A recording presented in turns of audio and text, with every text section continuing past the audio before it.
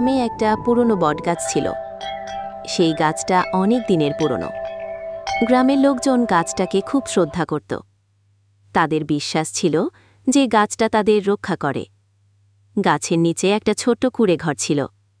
সেখানে এক জ্ঞানী বৃদ্ধ থাকত। গ্রামের লোকজন তাদের সমস্যা হলে তার কাছে যেত, আর সে তাদের বুদ্ধি দিত। একবার গ্রামে একটা বড় ঝড় আসে। ঝড়ে অনেক গাছপালা ভেঙে যায়, ঘরবাড়ি ক্ষতিগ্রস্ত হয়। গ্রামের লোকজন খুব চিন্তিত হয়ে পড়ে। তারা ভাবে তাদের সব কিছু নষ্ট হয়ে গেছে। তখন তারা সেই জ্ঞানী বৃদ্ধের কাছে যায়। বৃদ্ধ তাদের বলে যে ভেঙে যাওয়া জিনিস আবার তৈরি করা যায়, আর প্রকৃতি সব সময় নতুন করে শুরু করতে পারে।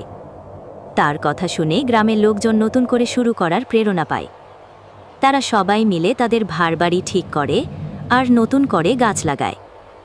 ধীরে ধীরে গ্রামটা আবার পুরনো অবস্থায় ফিরে আসে।